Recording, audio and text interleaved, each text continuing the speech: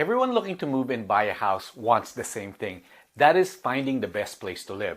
I'm talking about best schools, safest neighborhoods, a great vibe.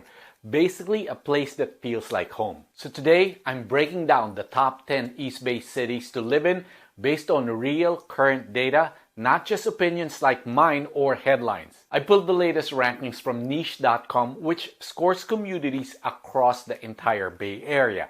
And then I filtered that list down to show you only the top 10 East Bay cities that rank the highest. This isn't their top 10. It's a custom version built from their data that I made just for you. I'll also give you my honest take on these places so you get a more personal perspective. Let's jump in. Number 10 on the list and number 26 overall in the Bay Area is Alamo. Alamo is one of those quiet, upscale communities that a lot of people overlook, but it's an absolute gem if you're looking for space and privacy and a more relaxed pace of life. It's stuck between Walnut Creek and Danville, and the vibe here is definitely more upscale residential. We're talking about large homes on big lots, tree-lined streets, and a ton of curb appeal. You're not getting a bustling downtown here, but if you're after peace and quiet, this is the kind of place that delivers. Alamo consistently ranks high for livability, and yeah, it's not cheap. Home values are well into the multi-million-dollar range, and most people here are homeowners.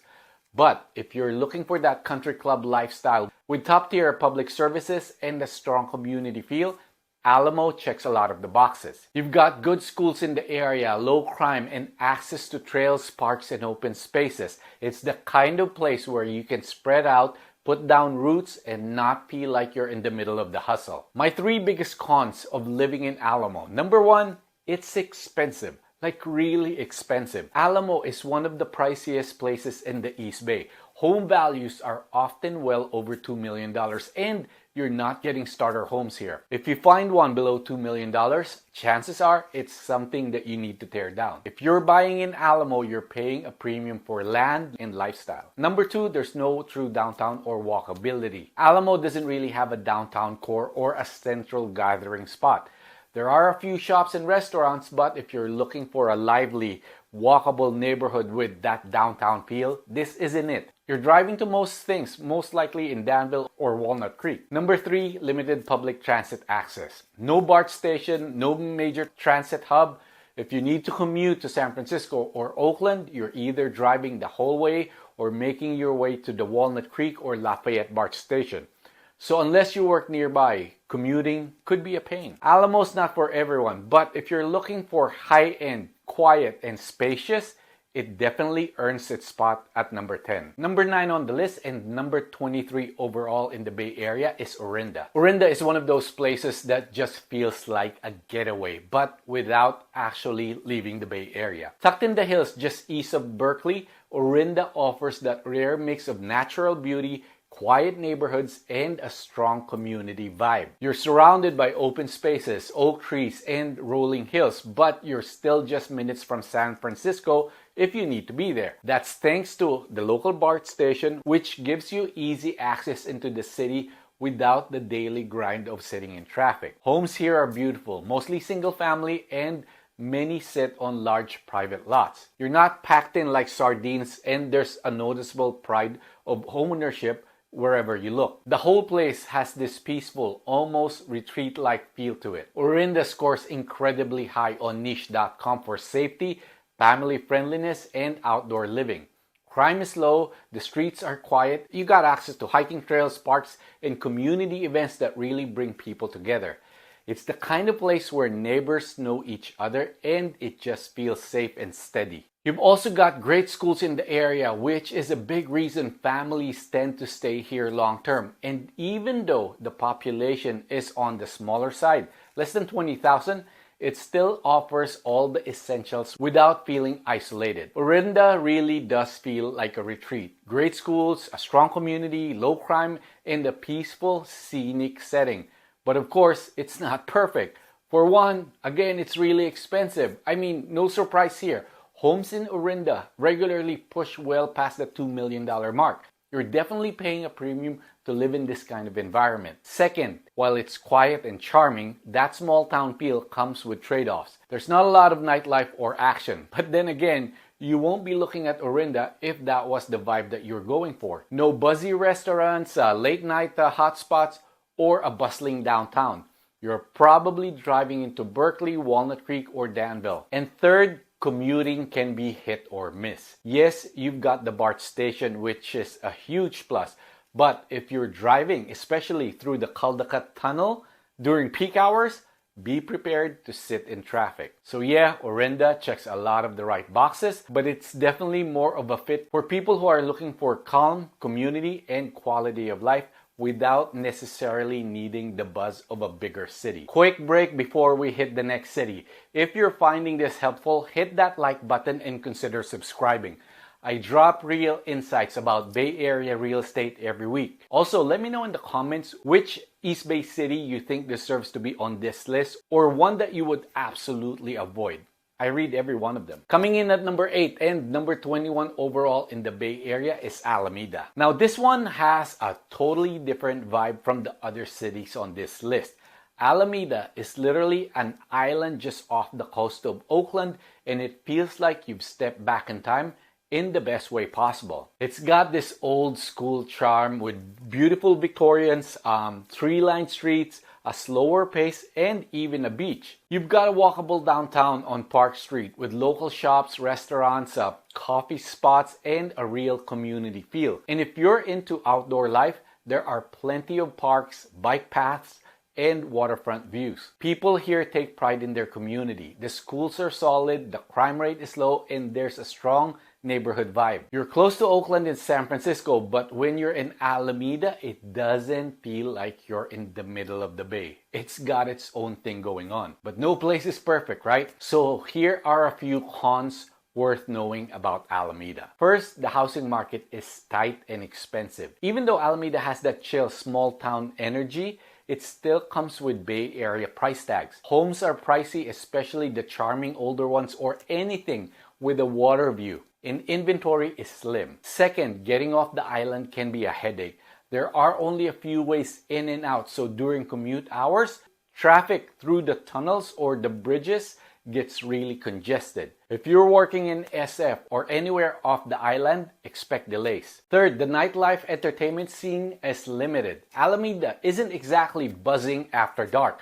If you want a bigger bar or food scene, concerts, or more nightlife variety, you're probably heading into Oakland or the city. It's quiet here, which can be great for families, but not so much if you're craving that urban energy. Still, if you're looking for a peaceful, tight-knit coastal community with charm and history, Alameda's one of the most unique spots in the East Bay. Alright, number 7 on the list and number 20 overall in the Bay Area is Walnut Creek. Walnut Creek brings that polished suburban meets big city vibe. Think vibrant downtown, awesome restaurants, shopping spots, and coffee shops. You could live here and barely leave your neighborhood. It scores an A+ overall with high marks for schools, family life, diversity, health and fitness, nightlife, and outdoor activities. It's exactly the kind of place where young professionals and families feel at home. You're right at the foot of Mount Diablo, which gives you instant access to hiking trails and parks, plus 2 BART stations and easy access to Highway 680 and 24, making commuting painless compared to other East Bay towns. The community is well-rounded, diverse, educated, with high per capita income and a strong arts presence. It's got that creative energy feel, but still family-friendly. But let's keep it real. First, crime is higher than you might expect, especially property crime like car break-ins and theft. NeighborhoodScout.com reports your chances of being a victim here are higher than in most cities similar to size. Second, homes aren't cheap either. The median home value sits just over $1 million, and with high demand, inventory can be tight. All that said, Walnut Creek delivers a balanced, lively, convenient East Bay lifestyle. Number 6 on the list and number 12 overall in the Bay Area is San Ramon. This is one of those East Bay cities that a lot of people look at when they want that rare combo of strong schools, safe neighborhoods, and a real community feel, all in a clean, modern setting. San Ramon is part of the Tri-Valley area along with Pleasanton and Dublin. It's home to about 85,000 people and has seen a lot of growth over the last 10 years, especially around Bishop Ranch, which is now a hub for major employers, shops, and restaurants. So why do people love it? Niche.com ranks it in the top 30 suburbs in California for livability and the best place to raise a family in Contra Costa County. Central Park is a huge community draw with events happening year-round. The city center at Bishop Ranch is modern, walkable, and gives you that upscale shopping and dining experience without having to head over to Walnut Creek. The housing stock here is a mix. Plenty of newer homes and master plan neighborhoods, and overall, San Ramon just feels clean, safe, and really well maintained. Now let's talk about the flip side. Here are my top 3 biggest cons. Again, number 1, it's expensive. It's not quite as pricey as Orinda or Piedmont, but it's still the Tri-Valley, so expect home prices to be well over $1 million for anything decent. It's not what I call budget friendly. Number 2, it's more suburban than walkable. If you're hoping to walk to everything, this probably isn't the place. You'll need a car for most errands, and while the city center is beautiful, it's not a traditional downtown. Number 3, it can feel a little too planned. Some people love polished HOA managed neighborhoods. Others feel like it lacks a bit of soul or that older, established charm you find in cities like Alameda or Berkeley. It's just something to be aware of, especially if you like things a little more quirky or unique. But overall, San Ramon is a solid East Bay choice, especially for families who want great schools, a clean environment, and room to grow. Coming in at number 5 on the list and number 10 overall in the Bay Area is Piedmont. Now, Piedmont is one of those little hidden gems. Serious old school charm with gorgeous homes, leafy streets, and a community vibe that just feels right. It's its own city, completely surrounded by Oakland, but when you're walking or driving here, you'd never know you're in the middle of a larger city. It scores an A+ across the board from Niche.com for livability, schools, community, and the whole feel. Families love it. It's dense enough that you can walk to a few spots, but still quiet and very neighborhoody. That said, Piedmont does carry some big ticket cons you need to know. The first one, the crime rate is surprisingly high. I double-checked neighborhoodscout.com. Violent crime happens about 1 in 332 and property crime is about 1 in 23. That puts it in the top 3% of all cities for crime rate, despite how peaceful it feels. Second, it's entirely surrounded by Oakland. So while you get that Piedmont bubble, you're also right next to the city with much higher crime. That doesn't mean you'll be unsafe, but you do need to be smart. Park securely, stay aware at night, and talk to locals about which pockets feel safest. Third, while you can walk to some spots and buses connect to BART, most people still need a car. And if you're commuting further or want more urban energy, those car trips, even local ones, add up fast. So yes, Piedmont is beautiful, historic, and feels like a well-kept secret. Just be aware that the crime data and the surrounding urban area come with some real trade-offs. Coming in at number 4 on the list and number 9 overall in the Bay Area is Pleasanton. Pleasanton is that Tri-Valley sweet spot. Buzzy enough to feel energetic but still easygoing and community-driven. You've got a vibrant downtown full of shops, coffee shops, and weekend brunch places. The schools are solid, families love it, and there's plenty of green space with trails and parks like Pleasanton Ridge and Agustin Bernal. It's earned top marks from Niche.com for livability, schools, family friendliness, and outdoor life. Families consistently land here for a reason. That said, here are the top 3 cons of living in Pleasanton. First, again, it's expensive. You're playing in the upper price range of the Tri-Valley. Home prices are high and competition is fierce, especially in the better school zones. Second, the commute is real. even with the BART nearby. Traffic in and out can back up, especially on 680 and around the station. And if you're working in Silicon Valley or San Francisco, plan for a longer trip. Third, it's suburban by design. Downtown is charming, but if you're looking for a late night scene or late hour cafes, you're not going to find it here. It's more Sunday farmers market than Saturday night dance scene. Coming in at number 3 on the list and number 4 in the Bay Area overall is Moraga.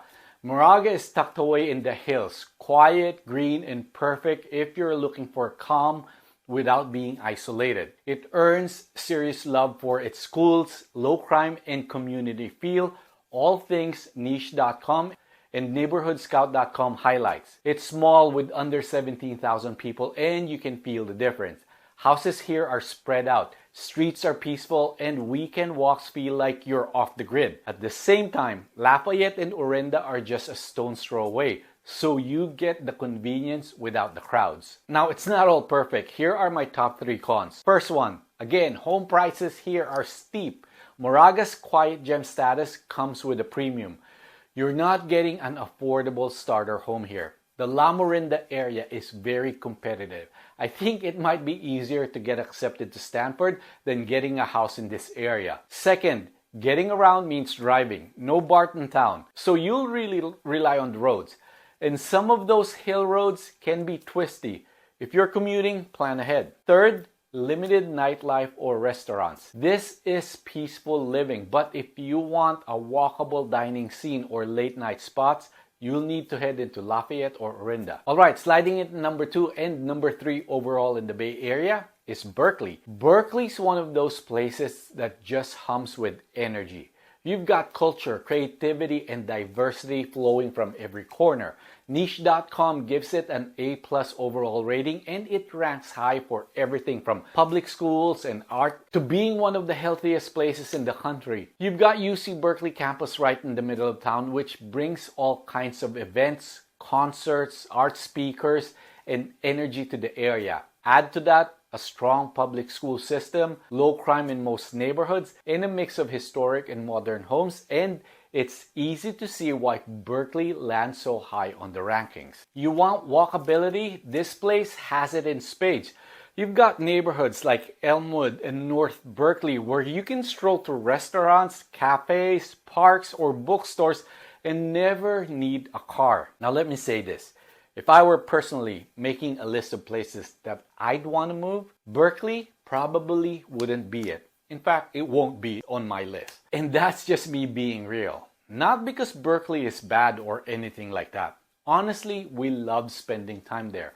Whether it's shopping on 4th Street, catching a bite downtown, or just soaking up that classic Bay Area vibe, it's fun to visit and there's always something going on. But day-to-day living, it's a little bit more urban than I prefer. Between the college crowd, the traffic, and how busy it gets, especially in central Berkeley, it's not quite my speed for everyday life. That said, if you're someone who thrives on culture, food, community events, and progressive vibes, Berkeley will check a lot of your boxes. Other negatives, traffic and parking can be rough. If you've ever circled the block 10 times looking for a spot on Telegraph, you know what I mean. Another one is the city's got a strong personality, meaning not everything runs smoothly in the city. Policies, politics can sometimes frustrate folks depending on where you land in the spectrum. And now the moment you've been waiting for. The number 1 on the list and number 2 overall in the Bay Area is Albany. Now, this might surprise some people, especially if you've never really paid attention. Talk to people in San Francisco, Silicon Valley, or the Peninsula, and probably half of the people that you're going to talk to, they've never heard of Albany, let alone tell you that it's a good place to live. But once you get to know it, this urban village by the bay really shines. Niche.com ranks Albany A+ overall, putting it at number 2 in the whole Bay Area suburbs, with top marks for livability, schools, walkability, and diversity. And locally, it's number 1 among Alameda County suburbs. Albany's got it all. Beautifully tree-lined streets, a tight-knit community vibe, and Solano Avenue, the local main drag with shops, cafes, restaurants, and festivals like the iconic Solano Stroll. It's a small city, about 20,000 people, but you got great walkability and even bike paths like the Ohlone Greenway. Schools that score high and a relaxed yet connected rhythm. You're right next to Berkeley, but it feels calmer. It doesn't have that same hustle or student traffic. You get the perks without the crowd. And yet, Albany comes with a few things to watch out for. First, crime's higher than people expect.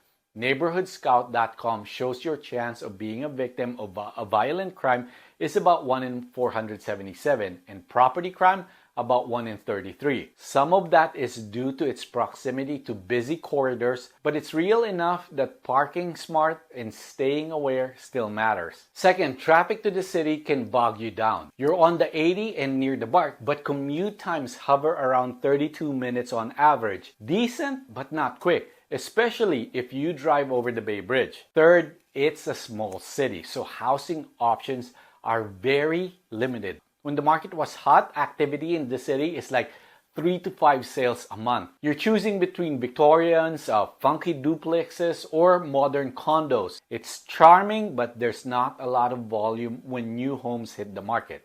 The bottom line, Albany snuck onto the #1 spot for real reasons. It's walkable, vibrant community focus, and has that unassuming charm that wins people over once they're here. It might surprise you, but it does it as well as any place on this list. And that's the list. You might agree, you might totally disagree, and that's cool. Everyone's got their own idea of what makes a place feel like home.